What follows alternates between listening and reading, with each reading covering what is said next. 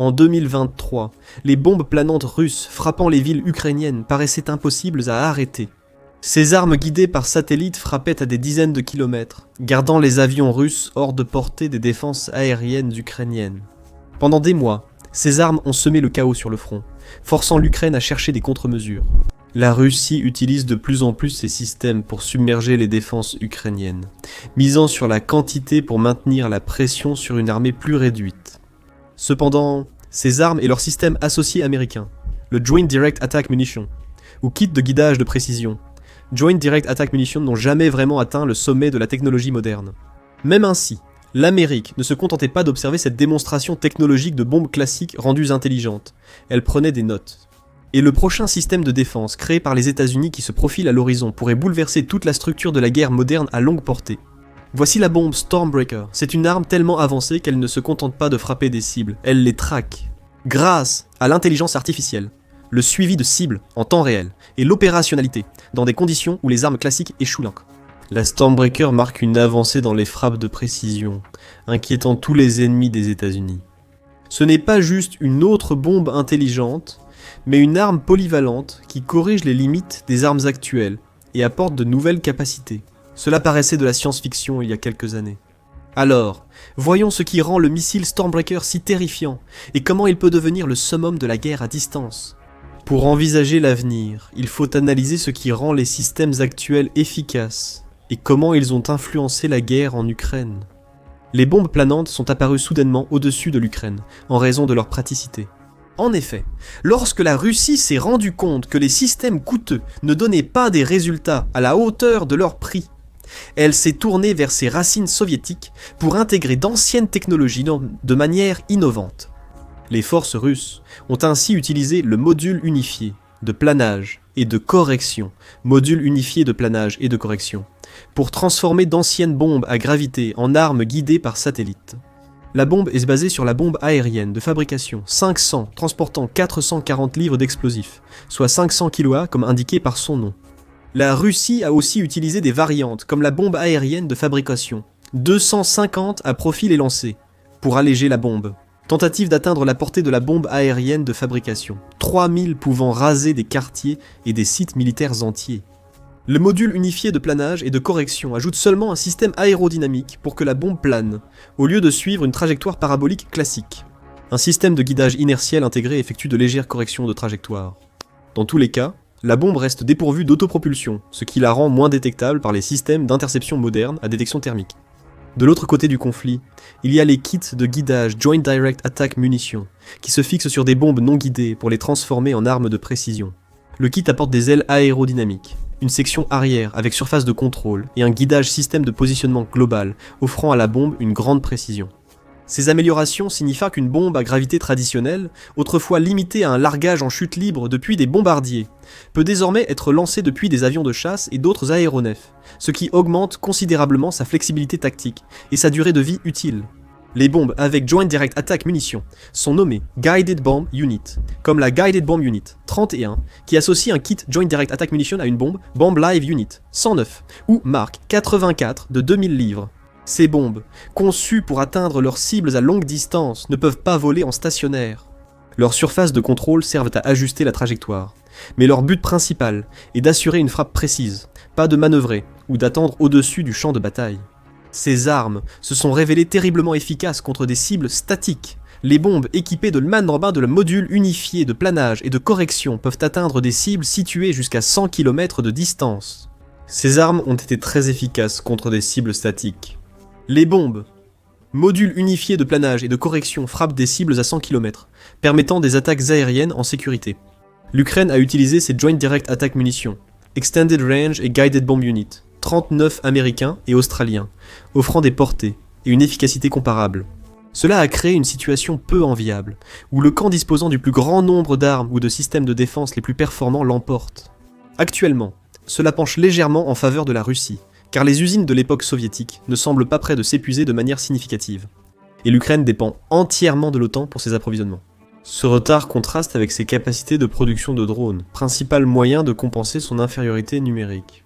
Cependant, malgré leur succès sur le champ de bataille et leur utilisation généralisée dans la guerre en Ukraine, Les bombes planantes de génération actuelle souffrent de limitations qui les rendent de plus en plus obsolètes, face à des tactiques plus sophistiquées et à des armées technologiquement avancées, comme celles des États-Unis ou de la Chine. Le problème principal est de la portée. Même les bombes planantes longue portée, comme la Joint Direct Attack Munition, Extended Range force les avions à s'approcher à 72 km des cibles. Cela dépend du modèle précis de la bombe du kit de conversion. Face à des ennemis équipés de systèmes comme le S-400 russe ou le HQ-9 chinois, les avions sont directement menacés. Les systèmes modernes de missiles solaires peuvent engager des cibles par là et là à plus de 60 miles, ce qui signifie que les attaques avec des bombes planantes deviennent des missions suicides contre des adversaires de même niveau. Les radars modernes détectent sur des centaines de miles. Placés près de la ligne de front, ils pourront détecter les avions entrants, avant même qu'ils aient la possibilité de déployer leurs armes, ce qui les expose au risque d'être interceptés. De plus, la plupart de ces armes sont aveugles après largage. Grâce à un guidage inertiel assisté par système de positionnement global, elles atteignent uniquement les coordonnées transmises avant le lancement. Si le char avance de 15 mètres après le largage, la bombe rate et touche un terrain vide, la cible s'échappant. Cela est compliqué par les taux de précision très variables de la bombe. L'erreur circulaire probable diminue avec le temps, les bombes modernes ayant des marges sous 10 mètres. Une bombe atteindra un cercle de 10 mètres autour de sa cible prévue une fois sur deux. Cependant, les anciennes bombes converties peuvent avoir une erreur circulaire de 30 mètres, ou plus. Alors que la Russie aurait amélioré l'erreur circulaire probable de certains de ses systèmes de 50 à 5 mètres, rien ne permet de dire si cela améliore réellement le taux de réussite. Des impacts plus concentrés rendent une bombe guidée moins efficace si elle ne suit pas sa cible, car une bombe imprécise pourrait tout de même toucher la cible en déviant. Cette limitation est devenue plus problématique avec l'importance croissante de la mobilité en guerre moderne. Les systèmes d'artillerie tirent, puis se déplacent rapidement, après avoir ouvert le feu, évitant de rester sur place pour échapper aux contre-attaques. Les plateformes de défense aérienne, les postes de commandement et les dépôts de ravitaillement sont conçus pour se déplacer rapidement. Les bombes planantes, incapables de s'adapter aux cibles mobiles en temps réel, ne sont guère plus efficaces que les bombes à gravité traditionnelles. Et les missiles de précision à longue portée, qui constituent alors l'alternative, présentent des problèmes différents, mais tout aussi graves. Seuls de gros avions peuvent transporter des armes de pénétration lourdes, comme l'Air-to-Ground Missile, 158 et en quantité limitée. Un F-35, le chasseur furtif de pointe américain, ne peut pas transporter les missiles air-sol à longue portée JASM en interne, ce qui signifie qu'il sacrifie son profil furtif s'il les transporte. Les missiles deviennent plus précieux, et les équipes de frappe bien plus faciles à repérer. Le Stormbreaker est conçu pour surmonter ces défis et rester à la pointe face aux avancées futures. La première capacité révolutionnaire du Stormbreaker réside dans son système de guidage à 3 modes, qui rend les méthodes de guidage précédentes obsolètes. Les bombes planantes traditionnelles utilisent donc des coordonnées système de positionnement global, semblables à une adresse, mais leur précision se limite à un bâtiment. Le Stormbreaker associe radar à ondes millimétriques, imagerie infrarouge et guidage laser semi-actif dans un système de ciblage unique, géré par une intelligence artificielle embarquée. Ce n'est pas juste de la redondance pour la fiabilité. Chaque capteur partage ses données, offrant une vision 3D en temps réel de la zone cible. Le radar à ondes millimétriques suit les véhicules même dans la fumée et la poussière. Le capteur infrarouge détecte signature thermique et type de véhicule. Le chercheur laser assure un guidage terminal de précision. L'unification de ces systèmes permet d'utiliser l'intelligence artificielle pour les tactiques militaires et le suivi en temps réel. L'intelligence artificielle ne se contente pas de traiter les données et de les transmettre à la plateforme de déploiement. Elle s'appuie sur des milliers de scénarios de combat simulés et de données de test pour aider à prioriser les cibles, distinguer les leurs des véritables menaces et s'adapter aux contre-mesures en vol. D'après Raytheon, cette approche intégrée a obtenu 100% de réussite lors des récents essais avec des F-35. C'est un niveau de précision sans précédent, mais il reste à voir comment cela se traduira dans des situations réelles. Rappelez-vous, malgré l'amélioration des bombes planantes de précision russes, l'Ukraine réussit souvent à les abattre ou les neutraliser électroniquement. La Russie a ainsi eu besoin de 16 bombes par tir, ramenant le taux de réussite à seulement 6%. Cela pourrait être surmonté grâce à de nouvelles améliorations du système de suivi, comme un lien de données bidirectionnel entre le missile et l'avion de déploiement. Le missile transmet des données au chasseur et reçoit des coordonnées actualisées d'un système plus large. L'ordinateur de bord peut alors effectuer des ajustements subtils à la trajectoire du missile pour en modifier la course, ou même le rediriger complètement vers une nouvelle cible. Cela tient à la capacité de Stormbreaker de suivre des cibles mobiles avec une précision inégalée. Les anciennes bombes intelligentes étaient des obus d'artillerie précis, guidés vers des coordonnées, en espérant que la cible ne bouge pas. Ensemble, ces deux systèmes permettent à Stormbreaker de suivre, identifier et poursuivre des cibles pendant tout son vol. Cette capacité couvre jusqu'à 72 km pour les cibles mobiles, équivalent à la portée des bombes Joint Direct Attack munitions, et modules unifiés de planage et de correction sur cibles fixes. L'aérodynamisme amélioré et le ciblage optimisé permettent à Stormbreaker d'atteindre efficacement des cibles fixes à environ 113 km. Cela offre aux chasseurs américains une solution polyvalente, exploitant les données en temps réel et restant hors de portée des radars ennemis lors d'attaques sur des cibles fixes. Cela les empêche aussi d'utiliser des missiles air-sol contre des cibles mobiles, souvent bien plus chers à acquérir et déployer. Le Stormbreaker réunit deux systèmes d'armes en un, facilitant l'acquisition des cibles et les tactiques des forces américaines. La portée accrue contre des cibles stationnaires permet aux avions américains de rester hors de portée de la plupart des missiles solaires, tout en emportant plusieurs armes par mission. Un F-15 Strike Eagle peut transporter 28 Stormbreakers simultanément, grâce aux unités de suspension, ce qui lui permet de loger 4 bombes par point d'emport. Un avion ancien peut ainsi engager plus de cibles en une mission que des escadrons entiers équipés de missiles lourds traditionnels. La portée étendue apporte aussi une flexibilité tactique essentielle. Les avions peuvent lancer leurs armes puis quitter rapidement l'espace aérien défendu, limitant leur exposition aux défenses ennemies. Plusieurs avions peuvent concentrer leurs armes sur des zones cibles depuis différentes directions, submergeant les systèmes de défense par le simple volume d'attaque. Pour les avions furtifs, la portée supplémentaire leur permet également de conserver leur profil de faible détectabilité, tout en engageant des cibles en profondeur dans l'espace aérien contesté. Impossible avec des armes à portée réduite nécessitant plus de proximité. Étant donné que les États-Unis sont sur le point de déployer un avion furtif de nouvelle génération, le tout récent F-47, rester caché tout en étant mortel sera crucial à mesure que l'espace aérien deviendra plus encombré et surveillé. Cette arme peut aussi avoir un impact psychologique sur l'ennemi. Avant, on atténuait l'efficacité des bombes planantes en déplaçant souvent les systèmes de défense aérienne après chaque interception, et éviter les représailles en ne restant jamais trop longtemps au même endroit. Mais la défense aérienne mobile, ou les équipages, font maintenant face à une arme capable de les traquer, quelle que soit leur manœuvre d'évasion. Un autre aspect explique aussi pourquoi cette bombe s'appelle d'origine Stormbreaker. Indépendance vis-à-vis de la météo. La météo a toujours été le talon d'Achille des armes de précision depuis leur création. Les bombes guidées par laser sont inefficaces par temps nuageux ou pluvieux à cause du ciblage. Le réticule laser de l'appareil ne traverse pas la poussière et est dévié par nuages, vapeurs et débris. Même les armes guidées par système de positionnement global peuvent être déviées de leur trajectoire par des interférences atmosphériques. Le système de capteurs du Stormbreaker supprime la météo comme facteur limitant. Le radar à ondes millimétriques reste performant, quand d'autres armes de précision seraient inutilisables. Orages, tempêtes de sable et écrans de fumée ne pourront détourner une arme capable de voir à travers plusieurs spectres en même temps. Plus important encore, puisque le missile est conçu pour être intégré à des systèmes de collecte d'informations plus larges, il peut recueillir des données de suivi provenant de plusieurs vecteurs et peut même effectuer des corrections en vol à plus petite échelle grâce à son ordinateur de bord. En fait, la capacité de fonctionner par tous les temps est l'une des caractéristiques clés mentionnées lors des essais de Raytheon. Selon le communiqué de presse de l'entreprise, l'arme fonctionne par mauvais temps, grâce à son chercheur à 3 modes, utilisant infrarouge et radar à ondes millimétriques pour traverser brouillard, fumée et pluie. Au-delà de ses capacités, la Stormbreaker innove par son format compact, facilitant l'accès à l'armement. Avec seulement 69 pouces de long et un poids de seulement 204 livres, elle est spécialement conçue pour maximiser les capacités actuelles et futures de la flotte de chasseurs furtifs américaine. Fait notable, cette arme vise à quadrupler la capacité d'emport et d'engagement par rapport aux missiles actuels de 1000 et 2000 livres. Un V-35 peut emporter 8 Stormbreaker et 2 Air Intercept missiles, 120 AMRAM en interne, tout en restant furtif face au radar. Ce qui transforme le Lightning EIE d'une plateforme furtive à capacité d'emport limitée en un système capable d'engager plusieurs cibles et sur plusieurs domaines. Si la furtivité n'est pas un problème, le F-35 peut monter 16 Stormbreakers supplémentaires sur ses points d'emport externes, portant ainsi sa capacité totale à 24 armes de précision guidées.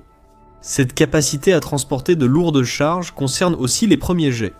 Le F-15 Strike Eagle transporte 28 armes grâce à ses pylônes, tandis que le F-22 Raptor emporte 8 missiles en soute interne. il passe d'une mission de supériorité aérienne à un engagement à distance. Les récentes acquisitions montrent l'engagement américain envers cette capacité. Le rapport du Pentagone de 2022 suggère que les options d'acquisition actuelles vont de 12 000 à 21 600 unités pour l'armée de l'air et 5 000 unités supplémentaires pour la marine. Le nombre d'armes déjà livrées est inconnu, mais un rapport de 2024 mentionne une commande d'au moins 1500 unités. Suite aux commandes passées entre 2015 et 2023, cela représente un total de 2600 unités. Pour couronner le tout, le coût réel du missile devrait rester relativement modéré. Le Stormbreaker, coûtant entre 70 000 et 20 000 $, a un prix similaire au missile Hellfire, mais offre une portée 7 à 10 fois supérieure et une puissance de destruction bien plus grande. Cela le rend bien plus cher que le munition d'attaque directe conjointe et les bombes russes pour des cibles fixes. Il faut toutefois considérer la flexibilité et les options de charge utiles accrues. Le Stormbreaker possède 4 modes, ce qui en fait une arme de précision très polyvalente. Le mode attaque coordonnée agit comme les bombes planantes classiques pour des frappes pré-planifiées sur des cibles statiques connues. Le mode attaque normale engage des cibles fixes ou mobiles par tous temps grâce à la fusion des capteurs. Le mode attaque immédiate permet à l'arme de cibler des opportunités sur sa trajectoire. Le mode attaque par illumination laser assure une précision guidée par laser quand les troupes ou aéronefs désignent les cibles. Stratégiquement, cela permet aux États-Unis d'atteindre des niveaux de préparation et de réactivité au combat inégalés. Les forces américaines peuvent réagir à l'évolution des situations tactiques sans devoir retourner à la base pour changer de munitions. Une sortie peut engager surface-air missiles mobiles, bunkers statiques et cibles d'opportunité avec le même système d'armes. Mais au-delà de cela simplifie l'acquisition future d'armes, si le Stormbreaker s'avère aussi efficace que d'autres armes dans une plage opérationnelle similaire. Le complexe militaro-industriel américain peut ainsi remplacer les anciens systèmes et se concentrer sur un arsenal de missiles polyvalents et durables. Cela peut détourner des fondements de la maintenance ou modernisation vers la production et le stockage. Pour les commandants de la défense aérienne ennemie, le Stormbreaker constitue une nouvelle menace. Les tactiques traditionnelles consistant à combiner mobilité et dissimulation pour contrer des armes à fonction unique deviennent inutiles face à une arme qui traque activement sa cible quelles que soient les conditions. La guerre électronique devient plus complexe si le système possède plusieurs couches de redondance. Tout cela en utilisant l'une des structures de renseignement les plus avancées au monde. Le ciblage intelligence artificielle de l'arme implique que même des leurres et contre-mesures sophistiquées pourraient ne pas gêner le missile. Ce qui est le plus terrifiant pour les adversaires, c'est que le potentiel de volume pur signifie que les systèmes de défense peuvent être facilement submergés. 4 F-15E peuvent déployer 112 Stormbreakers, soit davantage que l'arsenal de missiles de certains pays. Et les données actuelles des essais suggèrent que le Stormbreaker pourrait même dépasser ses impressionnantes spécifications de conception. Les récents essais du F-35 avec 100% de réussite démontrent une fiabilité inédite pour une arme de précision. En outre, tester l'arme sur plusieurs plateformes montre que Raytheon s'engage pleinement à l'optimiser pour tous les principaux systèmes américains. Par coïncidence, cela peut également s'étendre au reste de l'OTAN, puisque l'ensemble de l'Alliance construit des avions dans le but précis de pouvoir adapter et réutiliser les arsenaux des uns et des autres en cas de besoin. De plus, les Stormbreakers pourraient ne pas être limités aux avions de chasse non plus. Des variantes lancées depuis le sol et motorisées auraient été évoquées comme étant en phase de test. Ces options offriront une alternative ou un complément aux armes de frappe de précision à moyenne portée comme le High Mobility Artillery Rocket System, lorsque vous devez frapper une cible mobile à courte portée. Cela peut également créer une boucle de développement où l'ajout d'une propulsion à une bombe pourrait aboutir à un modèle aéroporté plus efficace. Combiné à l'autonomie opérationnelle accrue d'un avion, cela pourrait permettre aux missiles d'atteindre de véritables opérations à longue portée, évitant complètement les problèmes que les bombes planantes tentent de contourner. Les plateformes nouvelle génération comme le B-21 Raider ou le F-47 pourraient offrir des capacités de frappe, rendant de nombreuses cibles ennemies vulnérables à des portées inédites. Pour les adversaires de l'Amérique, le Stormbreaker représente un fossé technologique qu'il pourrait s'avérer impossible de combler. L'arme associe science des matériaux avancés, électronique de pointe, ciblage sophistiqué et fabrication de précision. Ce n'est pas quelque chose qui peut être construit à partir de zéro en une décennie. Quand les chasseurs furtifs américains déploieront ces armes en nombre et dans plusieurs branches, les forces ennemies feront face à une réalité. Aucun endroit n'est sûr. Merci d'avoir regardé. Et pour savoir comment les États-Unis s'occupent des bunkers, regardez notre vidéo sur les frappes anti-bunkers contre l'Iran. Pour suivre les dernières avancées en technologie militaire qui redéfinissent l'avenir de la guerre, abonnez-vous à The Military Show.